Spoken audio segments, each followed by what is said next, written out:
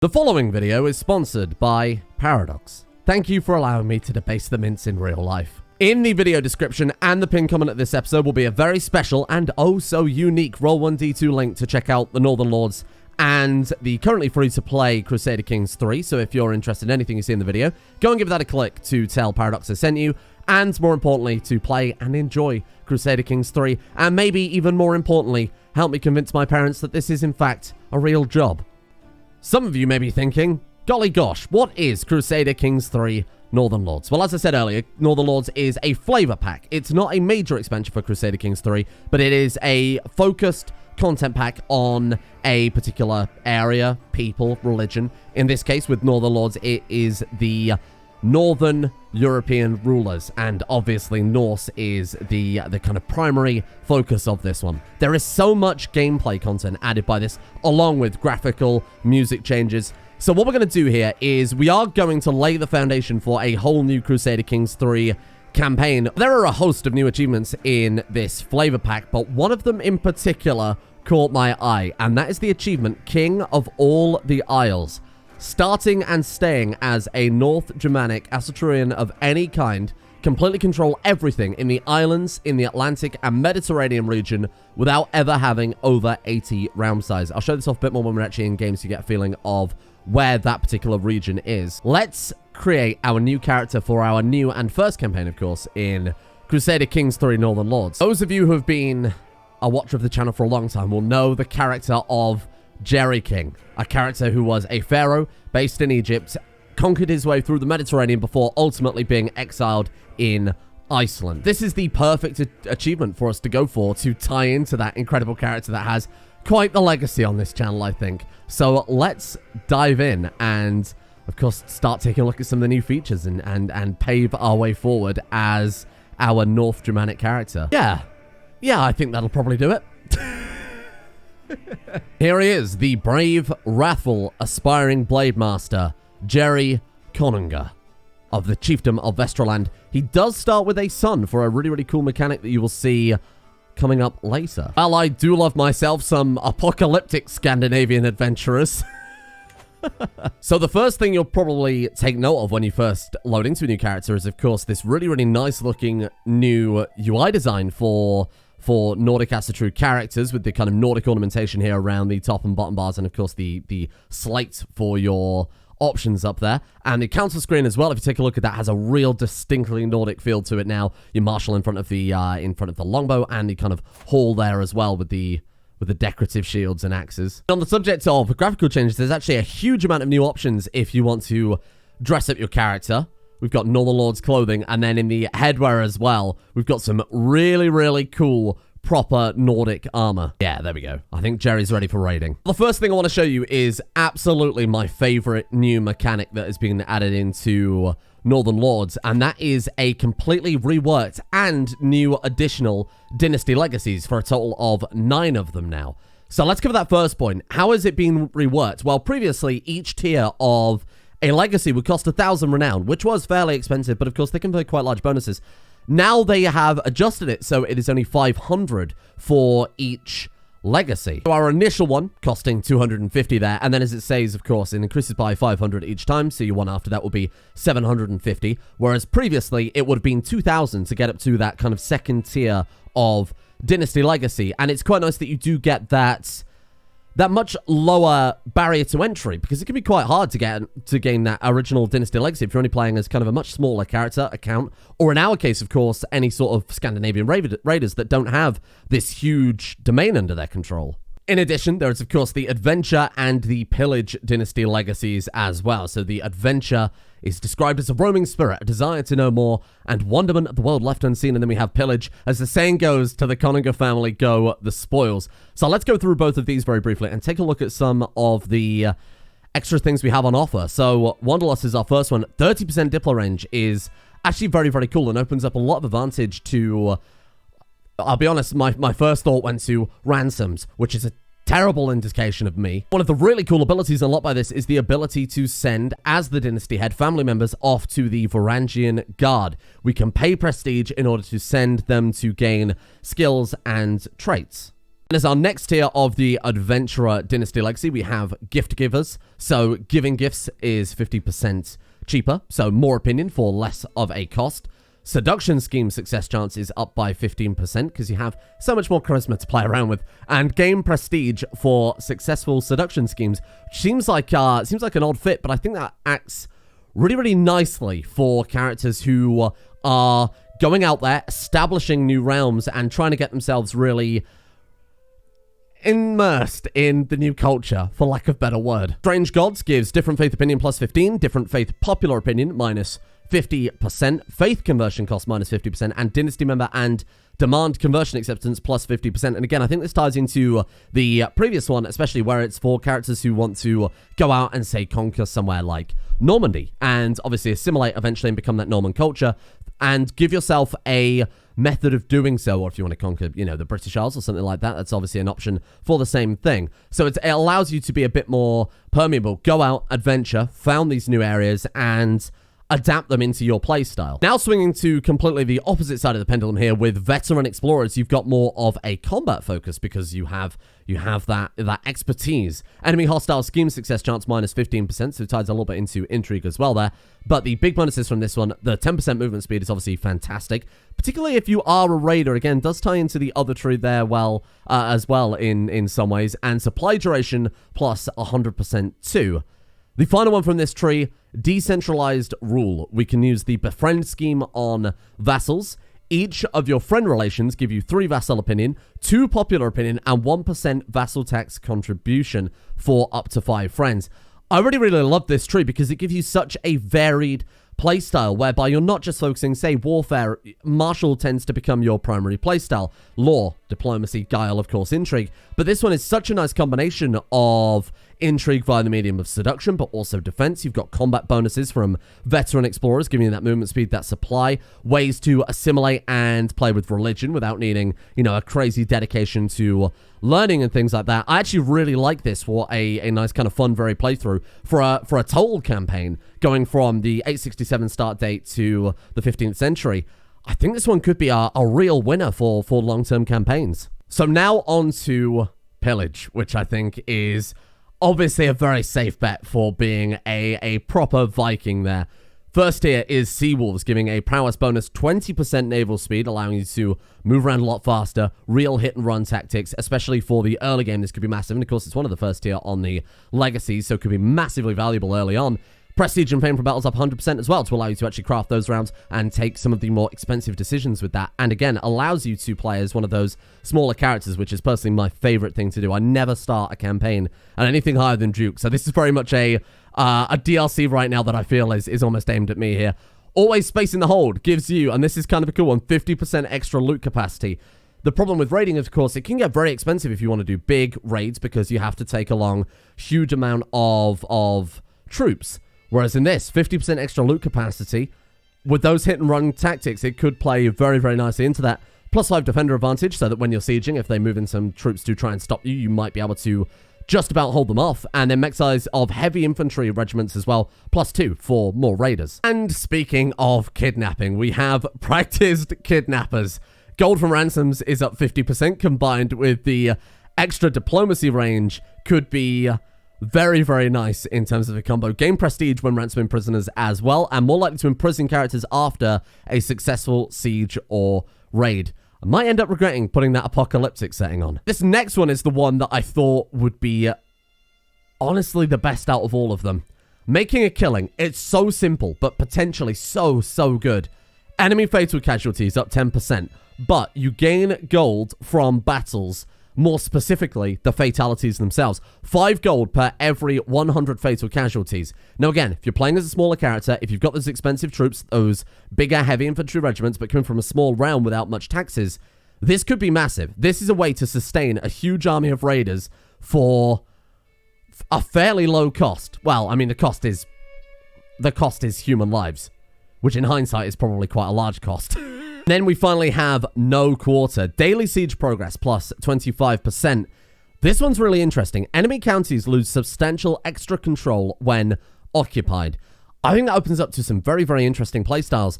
If you're looking to perhaps declare war on a huge realm, you could go around and erode away the control of their nation first, try and encourage some rebellions, because quite clearly they're incapable of defending their people, and then you can really take advantage of that and swoop in afterwards. Both of these trees, I think, are going to add a huge amount of depth to players like me who like playing small and working up to something sizable afterwards. This is fantastic. These are both absolutely perfect for me, and I'm quite excited to see what weird combinations we can work out to do with that. Now, along with the slew of gameplay options you're going to get from the new Dynasty Legacies, there are also new innovations as well, and this is one of the cooler systems, in my opinion, in CK3. Do love a good tech tree. In this one, we have access to a bunch of new things almost immediately, because, of course, we are in the tribal era as a Norse character. So, arguably the most important to us. Some of them we're going to take a look at the end of this section here, just because it leads very, very nicely onto a next point. Now, specifically in this one, we do get access to things, say, for example, like Varangian Adventurers. So we get a new Casus Belli, Varangian Adventurer Casus Belli, which essentially allows you to go out and form a new realm. And this is where that Diplo range will also tie into very, very nicely from our Dynasty Legacy. So let's go down to, say, I don't know, England, for example. Right now, we're too far away to interact with them. But we aren't far enough away to interact with Scotland, and that will allow us to see our new Varangian Casus Belli. You just simply seize the territory. We decide we want something, and we take it. Your landed family will receive spare conquered counties. You also gain the trait Adventurer. Jerry's led a life of bravery and action as an adventurer, giving all sorts of crazy bonuses. General opinion -10 because you did ultimately just come and take something. But that's exactly what I was saying with the diplomatic range too. That will allow us to go for realms that are quite far out. Eventually, you would just be able to strike out at England with what is essentially a free Casus Belli. Now, longships were, of course, in base Crusader Kings III, and that hasn't been changed at all. But along with Varangian Adventurers, you do get access to all things. Characters may break crown authority and tribal authority cooldowns at a heavy prestige cost, tying very nicely into those Dynasty Legacies we saw that gave additional prestige, and tribal vassal opinion +5 as well. You have herds, which give access to Huskarls as men-at-arms, and then finally, we gain Bondi, Vigman, and Varangian Adventurers as men-at-arms. Let's go ahead and take a look at those in the Man-at-Arms Regiment section. Now, it's worth mentioning that, of course, Huskarls are actually a cultural innovation for Anglo-Saxons, Saxons, and Frisian as well. And I believe it used to be all Old Norse Germanic in the early medieval era. But now Norse gain a significant advantage by having access to them during the tribal era instead, which is pretty fantastic. So, Huskarls, 43, attack 26, toughness, and 24 screen. Now, they have some secondary effects there you might have noticed. Huskarls are good in Taiga and Forest, but they are also good in Harsh Winter and Normal Winter, which will take me on to my next point in a second. We have Varangian Veterans, 49 damage, 30 toughness, and 10 pursuit. Those are better in farmlands, plains, and hills. And then finally have Bondi, which are good in farmlands, plains, but have a disadvantage in hills, mountains, and desert mountains. These are much better for your raiding stock, essentially. So, Winter is a new mechanic that is coming with the free update as part of the kind of concurrent release of Northern Lords and the free week on Steam. So everybody will get access to this, and it essentially makes it so winter is something that you have to consider. So as you get to those winter months, you gain different terrain effects based on that, and that's where Norse understandably get a nice bonus there. So in Harsh Winter, we gain, with this particular unit, +4 damage and +5 pursuit, and then in a normal winter, +4 damage and +5 pursuit as well. So that's something to consider, that you might get a significant advantage during those later seasons. We'll come on to some of the other effects of winter as we unpause and get into the gameplay here soon. So now that we've covered the long-term gameplay effects in Innovations and Dynasty Legacies, why don't we take a look at some of the other long-term gameplay decisions and short-term decisions you could take as well in, get ready for it, that's right, the decisions window. So for major decisions, all Norse rulers will have access to these, and in some ways it's going to be a race to the top with a couple of them. Starting with the second on our list of major decisions, a new one to form the High Kingdom of the North Sea has been added. You can roleplay the Canute in your heart that you've always wanted to roleplay by securing the High Kingdom of the North Sea. The kingdoms of Denmark, England, and Norway are a natural match, rich, fierce, and bound together by trade and noble blood. If only someone could overcome their individualism, wedding the three permanently.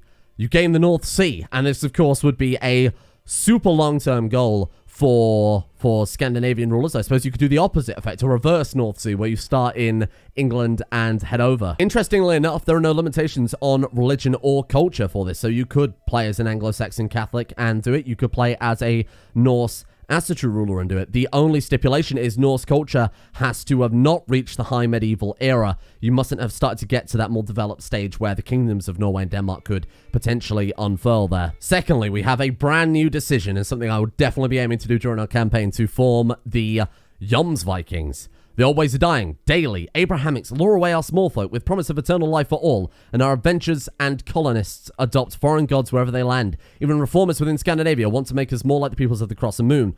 No more. All loyal Asatruans must band together to guard against change and blasphemy. So it allows you to build a holy order for Asatruans, surprisingly. Now, this one does have a pseudo-historical limitation on it, and that is that you need to hold a county in the southern and eastern Baltic coast region. So around this area, Pomerania, south of Denmark, where you can forge your Jomsvikings. Luckily for us, our campaign is going to take us out that way anyway. Then we have the Grand Bloot. Invite your subjects to partake in a sacred and costly ritual. Something that we will definitely undertake when we go out and get a little bit of pocket money from our raiding. And it's high time that all Vestraland comes together to make sacrifice to the gods. Rituals not only bind the faith together, they confirm my place as chieftain of all the land. Naturally, we will need maybe 1 or 2 people to take center place in our Bloot as well. So with this, you can decide on the scale of the festival, selecting what or who to sacrifice. From your prisoners, you can also select, as it says there, a chief sacrifice as well. Somebody who is particularly grand will, of course, confer some bonuses along with that. So, just saying, perhaps the Pope might find his way on one of our trees. We will also gain or lose popular opinion or character opinion, depending on the tenets of your subjects' faith. So if you are a Norse ruler ruling over a whole kingdom of Christians, they're not going to be particularly pleased if we do, in fact, lash the Pope to a tree. That you can see in the Bloot tenet there in the Asatru faith. Executions and piety, instead of costing piety, and able to hold a grand sacrifice around once a decade for same faith subject and popular opinion. So be careful doing that if you are the ruler of a bunch of Christians, for example. They probably won't be best impressed. And if I'm not mistaken, the runestone decision has been changed as well, whereby you can either gain an ancestral runestone, giving 20 popular opinion, a conquest runestone, giving control growth, or a clout runestone, giving levy size, whereas previously it was just a runestone modifier in the county. And you can raise a runestone if you have conquered a territory, gained a rank, or recently have a deceased ancestor. Now, as for short-term decisions we can undertake immediately, we have the ability to determine a personal deity.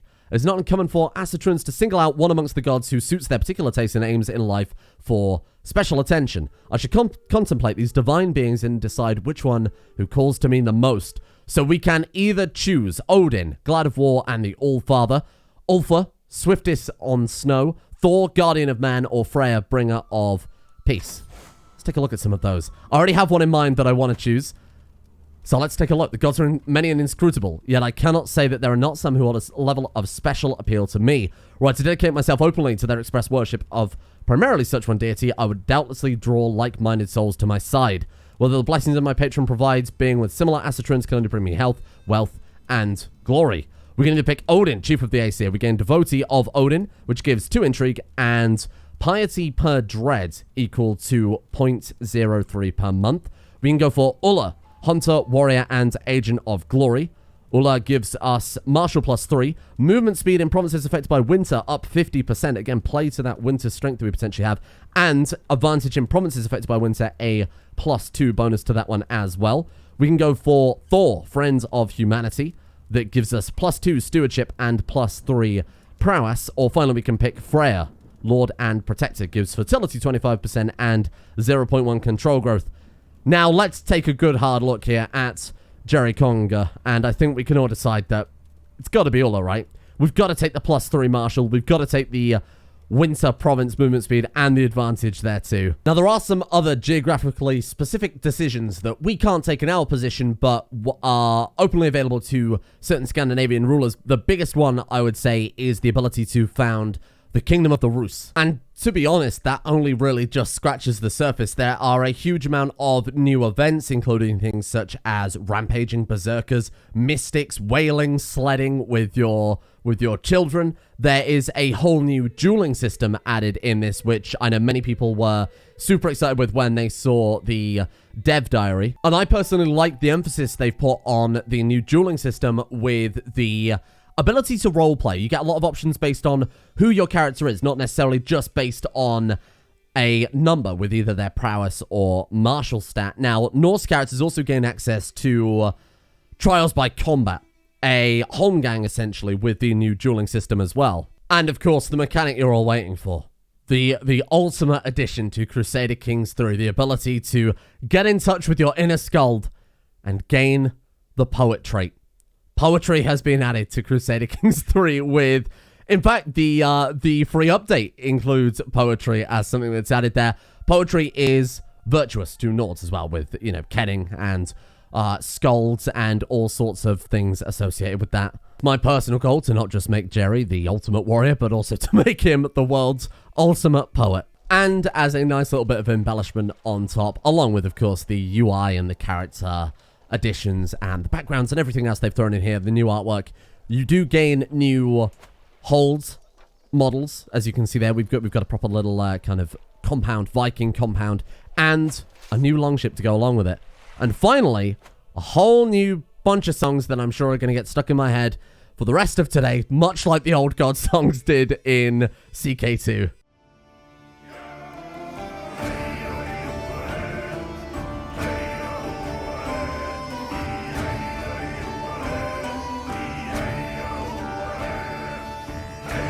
So hopefully that has given you guys an idea for quite the scope of the Northern Lords DLC. I'm very, very excited to actually play this one personally. Again, as somebody who loves playing these smaller rulers, as somebody who loves to carve out a story from the game, this is quite literally the perfect DLC for me. Allows me to go off and do whatever I want in any realm I want in a multitude of different ways. Of course, with the new legacies, new innovations, we've got a lot to play around with, and hopefully this has proven a good foundation for our new campaign as the incredible Jenny.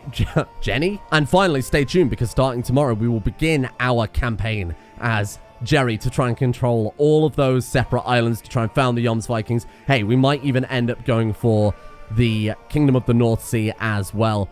So the achievement that we are specifically going to be going for here, and I won't go through all the achievements, but just know there are a lot of new achievements added in this one. I believe there's something like 20 in total, so keep an eye out for that. The one we are going to be going for here is all the way down in the very hard achievements. King of all the Isles. Starting and staying as a North Germanic Assatrun of any kind, completely control everything in the islands in the Atlantic and Mediterranean region. So as you can see here, that is Iceland, Faroe Islands, Shetland, Orkney, the Highlands, through down to Man, Anglesey. There is the Isle of Wight there. Denmark, central Denmark. Then we have this island. I actually don't know that one, I'm sorry. We have, I think that's Åland, Gotland, and this one in between Sweden and Finland. Oh, you're really testing my geography here, eh, boy? Then you have that one. Yes, very much so. That island there, which is either Estonia or Latvia. Forgive me, I don't entirely remember. Majorca and Minorca as well. Corsica, Sicily, and Sardinia, Malta, Crete, and Cyprus, the Aegean Islands, and finally the Ionian Islands. Oh, and of course Venice as well. Those would be our goals to go for this campaign, and because it's Jerry King, of course, what would I be if I didn't also conquer Egypt along the way and maybe end up settling our flag down in the pyramids themselves. And finally, of course, if you are interested in the Crusader Kings III free week, if you are interested in this DLC, in the description and the pinned comment will be my link to tell you everything you need to know. Follow that and play, enjoy, and conquer in Crusader Kings III. And finally, thank you all for watching. Tomorrow, Jerry awaits your return. Same time, join him. Join him on his glorious conquest, where I'm sure I'm going to lose many brain cells along the way, because this is one of the hardest achievements in the game, apparently. So this is going to be very, very interesting.